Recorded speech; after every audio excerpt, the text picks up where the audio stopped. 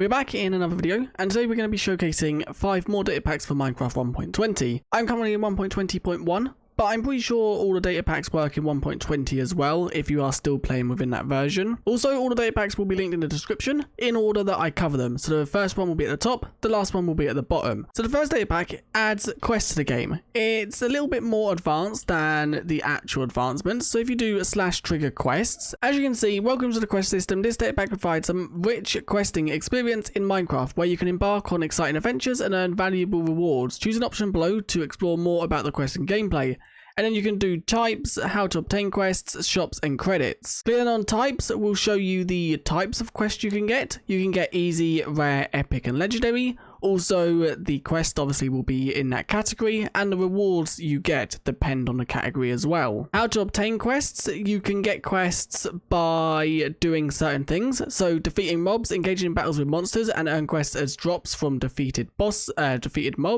You can also get it for mining ores. You can also get them for exploration, so traveling long distances. But you can also buy them. So spend your experience points in the shop and acquire unique quests and challenges for yourself. So if we go back to the actual shop, as you can see, you can actually buy quests with 100 levels being the legendary and 10 levels being the common. So let's quickly just give ourselves 100 levels. So if I just quickly do 100 and then levels, if we now go to survival mode, as you can see, I have exactly 100 levels. Let's buy that. And we now have 0 levels, but we have a quest. I think this does also have a texture pack linked to it, which I currently don't have enabled, but that should make this look a little bit better within the actual texture pack. So once you actually buy yourself a quest or unlock a quest, you have to right click it to reveal it. And we have got craft 450 diamond blocks. Don't forget, this is a legendary one, so this is going to be one of the harder ones. So if we actually craft them, can we quickly just cheat them in with creative mode? I don't actually know if that works. It doesn't. Okay, no, it's 450. I got a stack. It also doesn't say we have got any done. There we go. It is now actually tracking. As you can see, we have crafted 215 out of the 400. And if I quickly just carry on doing what I was doing, obviously we're in creative mode for this, so we're going to complete it a lot quicker. But we are literally just doing this, and it seems to actually track, which is good. So let's try and complete this quest to see the actual reward we get. We're currently, okay, we're still on 215. No, we're now on 328. You have to actually exit the menu for it to register. And there we go. It just completed. It did show some particles. So we can now, let's quickly just roll this on the floor again so we don't get confused. It now says quest complete, right click to get the reward, and if we right click it, okay, that is actually a reward that I wasn't expecting. Although it was actually quite a hard quest. I don't know if this is always the reward or if the rewards are randomized from like a set loot. But let's quickly try and buy a common quest, which we have right here. So let's see how hard the common quests are. Jump 4 times. 1, 2, 3, and 4. And there we go, that is now completed. The reward for this was 32 oak logs, which once again could be quite useful. It's quite a cool data pack to mess around with, especially if you're bored of casual Minecraft and you want to give yourself a bit more of a goal within your Minecraft world. This data pack is definitely one you should try. The second data pack we are going to cover is health indicators. As you can see, when you now damage mobs, it will now show you how much damage you do to the mob, which I think is cool because if you are fighting, say, the warden or a mob that has a lot of health without a boss bar, you can then see how much damage you have done to it by just using these, which as you can see we're doing 1 heart every time I punch it. If you run this command, function sdi ... settings, as you can see, you can actually customize the settings quite a lot. You can do the motion, so moves the indicator. If disabled, it will be static. That works, so when I actually hit the mob, it would drop down into the ground. Now, if we do it, as you can see, it stays there until it fades out. So if you don't want it to drop, then you can disable that. You can also add colors. The colors are, I think, health, absorption, health and absorption, health gain, absorption gain, and then health and absorption gain. So you can customize the different colors of all of them. So if you don't want it to be red for the health lost, you can change the color of that. And also symbols makes the indicator have a plus or a minus sign as the prefix. If disabled, it will only show the value.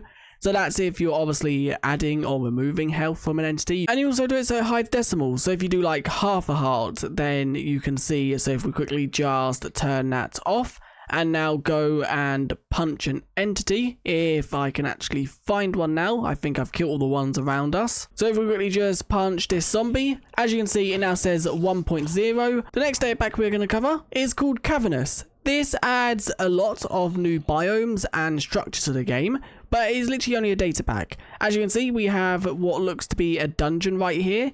I think I have covered this before, but that was in prior versions. It is now available for 1.20, which makes exploring for 1.20 a lot more fun.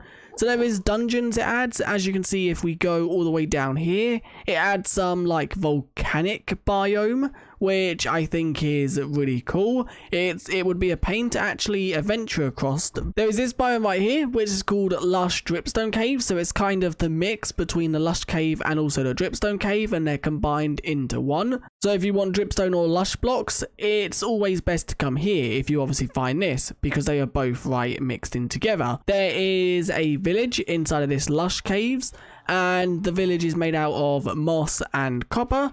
It does also have all the workstations in. It does also have chests that you can loot as well. And this biome is the one I actually wanted to show off as well, because I'm pretty sure this is new in 1.20, because it does use cherry.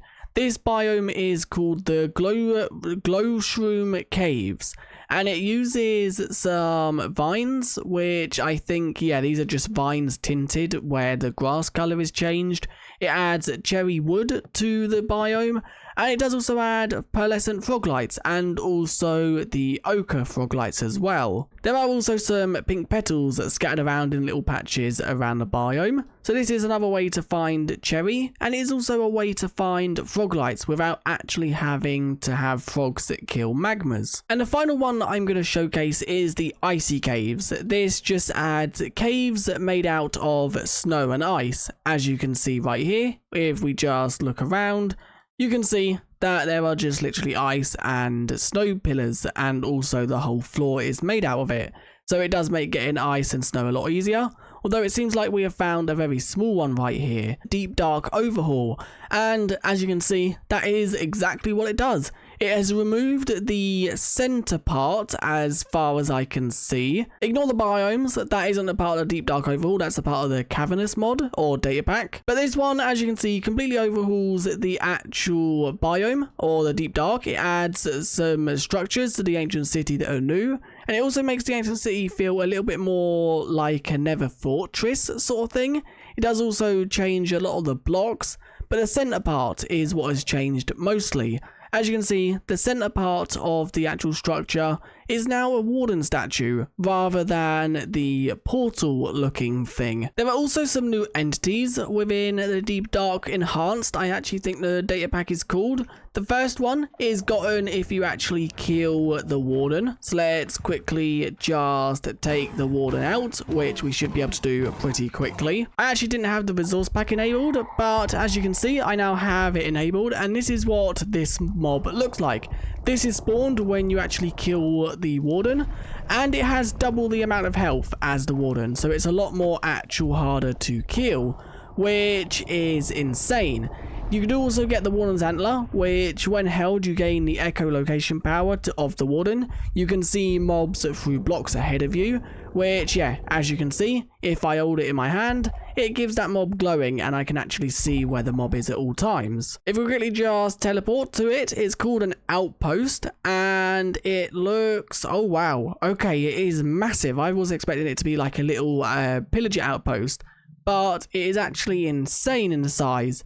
So it looks like a castle on the outside, with then pillars that go up to a center like watchtower sort of thing. And it does also contain chests, as you can see right here. So it does also have loot within the structure as well. This next data pack changes it so mobs, now this is going to be quite hard to showcase, but mobs inside of your Minecraft world will improve in difficulty the longer you actually play the game. But basically what this data pack does is over time it increases the entities. As you can see, these entities were spawned before we had reached level 100. I have just cheated us to level 100, or day 100, so the game kind of speeds up. But as you can see, entities I spawn now do have plus 30 health. You saw, thanks to the damage indicators, that mob got 30 more health.